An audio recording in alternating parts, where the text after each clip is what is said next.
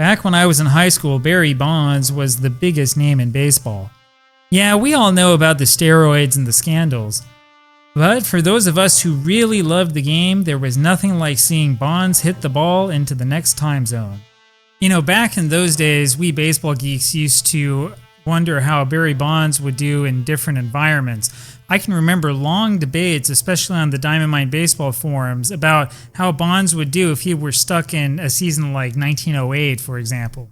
Now, I know what you're thinking, and you're right. Bonds would never have been able to play during the Deadball era thanks to the racism of those who ran the game.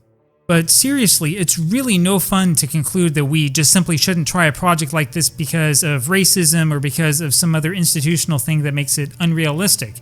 I mean, I just want to see how a player like Barry Bonds would play in the Deadball era. Who cares about stupid societal expectations and norms and exclusions and all that other garbage? There's another question that always comes up when we have these discussions.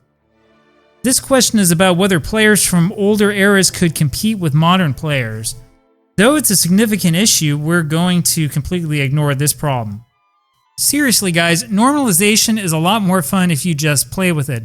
The more you get caught up in arguments about equipment changes, about park changes, about nutrition, about how fast people run when they set Olympic records and all of that junk, the more boring the discussion becomes. I set up a new OOTP save that started in 1901. However, I changed a few things around. I got rid of the minor leagues for one. That's because OOTP doesn't really contain anything close to complete minor league records until the early 1920s. I also modified the league rules significantly. For example, I gave all the teams a 10-player reserved roster since there were no minor leagues. I turned on a very aggressive revenue sharing system to try to prevent the big clubs like the New York clubs from dominating. As usual, I used the 5-year recalculation system along with the player development system. They work well together. I also decided to have all new players come in as free agents. Again, this was to prevent super teams from being formed. The biggest change, though, was removing the reserve clause rules and allowing for free agency. Now, I made this change because I really wanted to avoid having one team win the pennant for over 10 years in a row.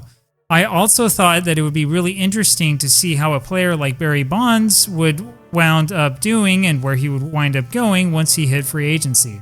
And then I created Barry Bonds.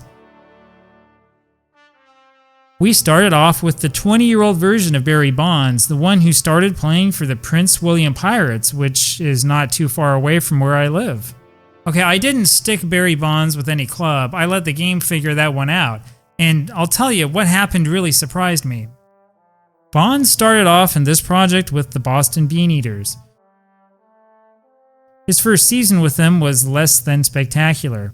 They had him start at center field, kind of a lot to ask of a 20-year-old kid. The team struggled, finishing a distant 5th. Now, as you can see here, Bonds didn't look all that bad early in his career.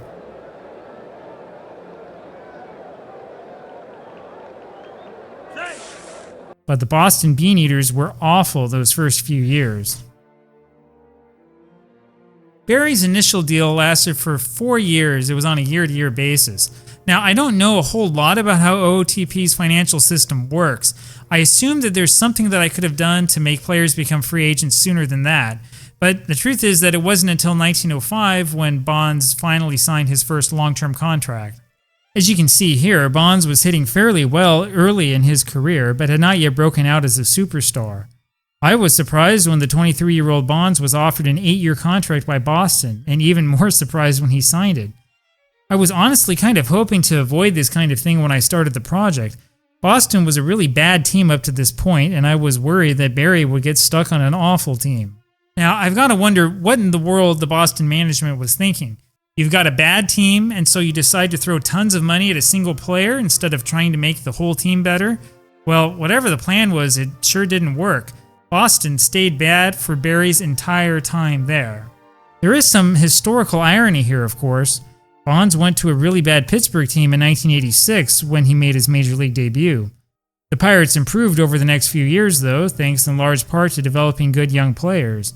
They showed clear signs of contending in 1988 and famously won 3 straight division titles between 1990 and 1992. However, Barry decided to go for the money in the winter of 1992, and so he wound up in San Francisco. That, of course, threatened to create a super team in San Francisco, a team that famously finished just a game short of the postseason in 1993. Yeah, as I was doing my research, I found out, kind of remembered, that the San Francisco Giants almost moved to Florida after that 1992 season had ended. You had better believe that Bond signing was really controversial. In fact, that signing alone sounds like a pretty good topic for a video or two.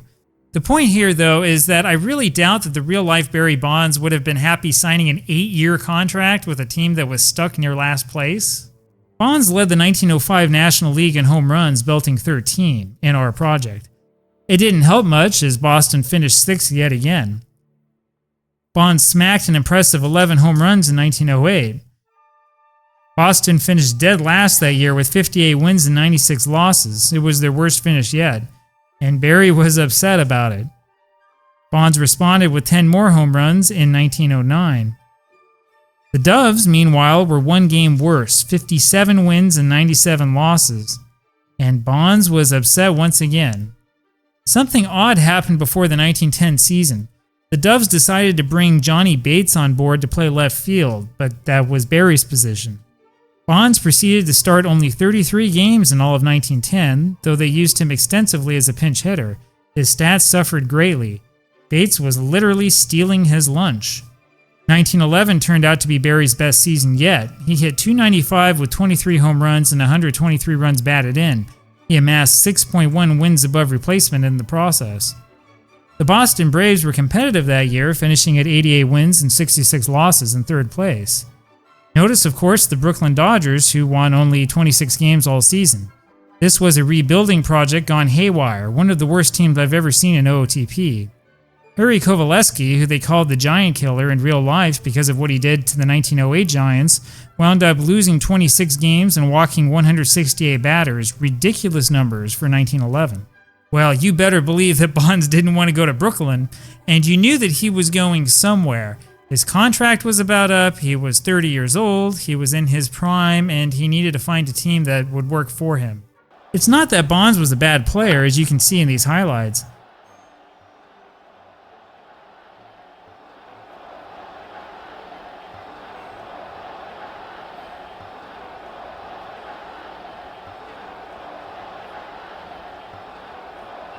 I just think he had a skill set that wasn't fully compatible with the era.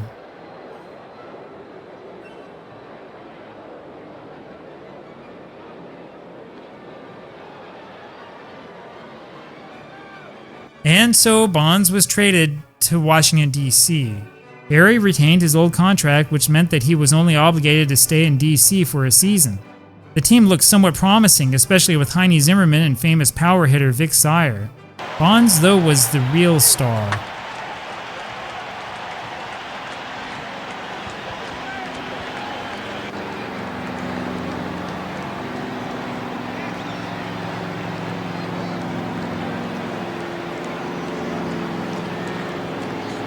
Barry hit 16 home runs that season, good, but not good enough to lead the league.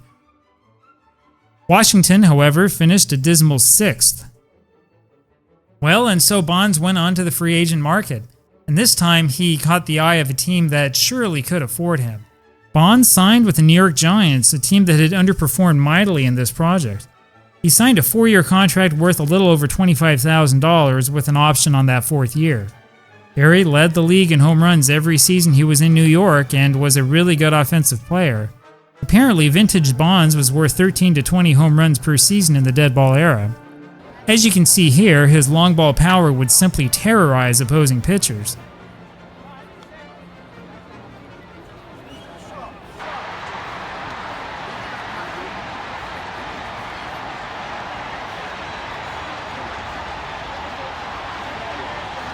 He made a habit of hitting the ball clear out of the old Polo Grounds.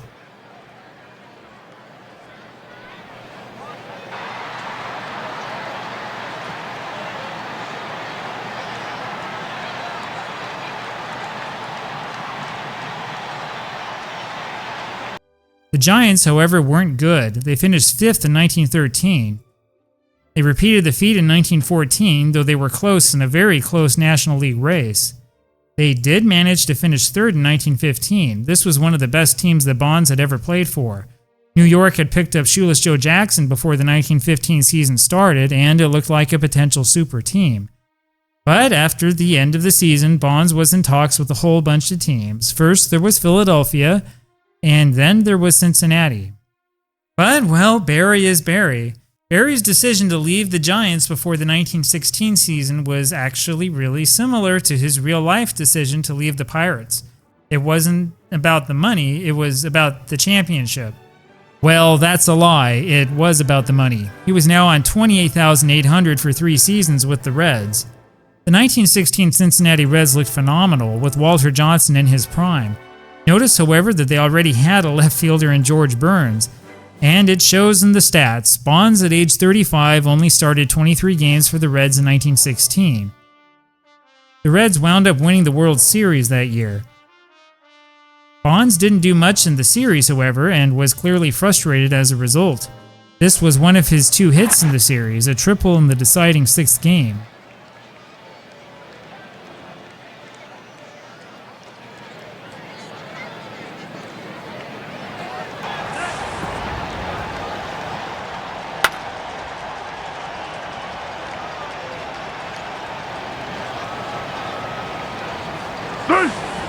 So Bonds not only finally got to a World Series, but he won it. I mean, that's better than what he did in real life, isn't it?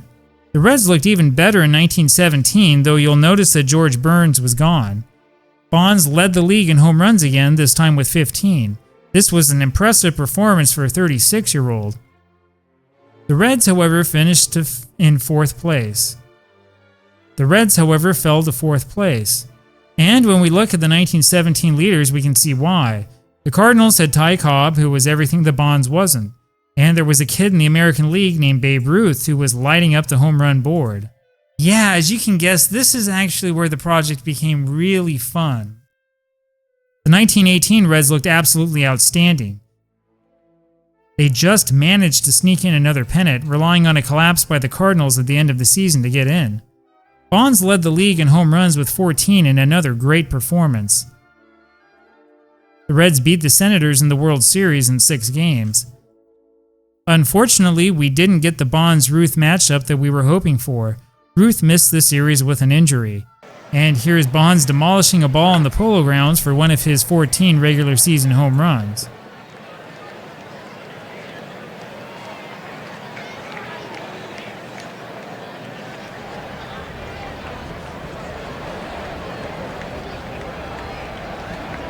Okay, let's take a second to recap here. Bonds started his career with a really bad team in Boston. He then moved over to Washington, D.C. for a season, and then New York, and now Cincinnati. And it's free agency time again. Where do you think he's going to go? Well, the rumor mill was swirling. Every single team was in for Bonds in late 1918. In the end, Bonds ended up in Pittsburgh, the ultimate poetic justice. He signed another one of those 3-year deals, meaning that he had a guaranteed contract until he was 40 years old. The Pirates looked like an extremely strong team with Rogers Hornsby at second base and Ira Flagstead in right field. Unfortunately for Barry, he wound up being platooned with Whitey Witt in left field, despite leading the league with 25 home runs. The Pirates finished a game and a half behind the Cubs. I didn't document this very well, but that 1919 season was just fantastic. The Cubs and the Reds were tied at the end of the season. Chicago won the 1-game playoff. Remember, too, that the 1919 schedule only called for 140 games, because of the war. That's the reason why the win totals looked so small. The uniforms were a bit off. I think the graphics engine screwed up. But Barry Bonds was still Barry Bonds, even in Pittsburgh.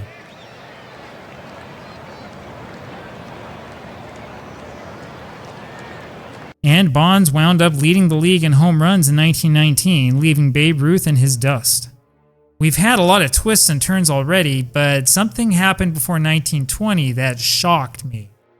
Babe Ruth, yes, that Babe Ruth, signed with the Pittsburgh Pirates. The team now looked unstoppable. You can tell just by glancing at this depth chart, which was filled with stars. The pitching didn't look bad either. Unfortunately, the Pirates wound up falling just short, losing the pennant to the Cubs. Bonds was platooned once again. It's understandable, he was 39 years old. Still, he hit 13 home runs in only 348 plate appearances. He probably could have played a bit more. As usual, Babe Ruth dominated the leaderboard. By 1921, you could really see that the end was near. Barry Bonds appeared in only 79 games that year, mostly as a pinch hitter. The Pirates finished 6 games out of first, close but no cigar. And Babe Ruth hit 35 home runs.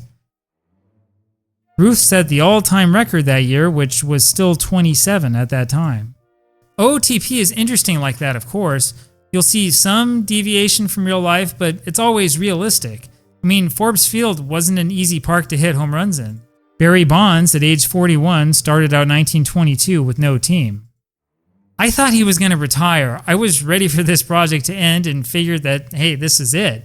I couldn't imagine who in the world would want to sign a 41-year-old free agent who had not played regularly in 3 years. It turns out that the Boston Braves wanted him, and so Barry went back to Boston. He picked up right where he had left off. The Braves finished 5th with a losing record, nothing new there. Bonds started 109 games but only managed to hit 7 home runs. He had a negative wins above replacement value that year. And I mean, that's the reason why I didn't think anyone would sign him. Meanwhile, Babe Ruth, Bonds' nemesis, signed with the Chicago Cubs and started hitting home runs like crazy. Ruth hit 50 in 1922 and led the league in everything. Okay, this has to be the end, right? Wrong. Barry Bonds signed with the New York Yankees before the 1923 season. The Yankees offered him a ridiculous 3-year contract, which is simply absurd. Bonds showed up as one of the better players on the team, but seriously, at age 42, this isn't happening. And sure enough, Bonds had a forgettable season in 1923. He did manage 12 home runs and a .308 batting average, but only had 248 at-bats. The Yankees finished 4th, which was pretty good. But by 1924, they were down in 6th. Bonds sure could crush it in Yankee Stadium, however.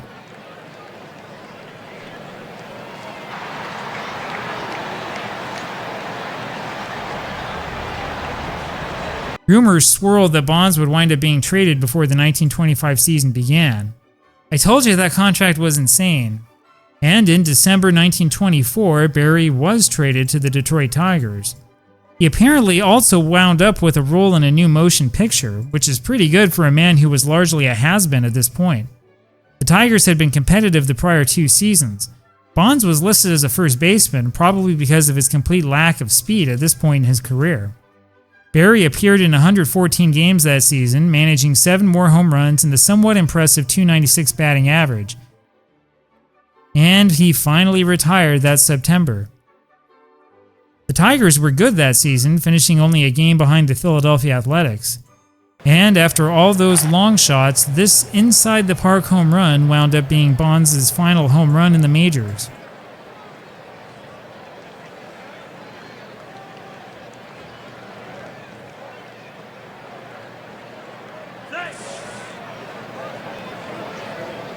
I was interested in looking at his stolen base statistics. Bonds stole 395 bases in his career, but was caught 381 times. I was expecting him to do a bit better. His career 137 OPS plus is good, but that 77.3 wins above replacement is nowhere near as dominant as he was in real life. He was clearly a star, but I wondered for a while if he really was a Hall of Fame candidate. One thing I worried about was his lack of major awards. Bonds never won an MVP award and wound up with only 2 World Series victories in 25 seasons. However, the OOTP Hall of Fame voters didn't mind. They overwhelmingly voted him in on his first ballot. Well, and there you have it, the Deadball era version of Barry Bonds. But what do you think? Did he make a mistake by staying in Boston for so long? Did the computer make a mistake by not building a team around him when he was a free agent? Was his power underrated? Should he have been a Hall of Famer? Let me know what you think down in the comments below.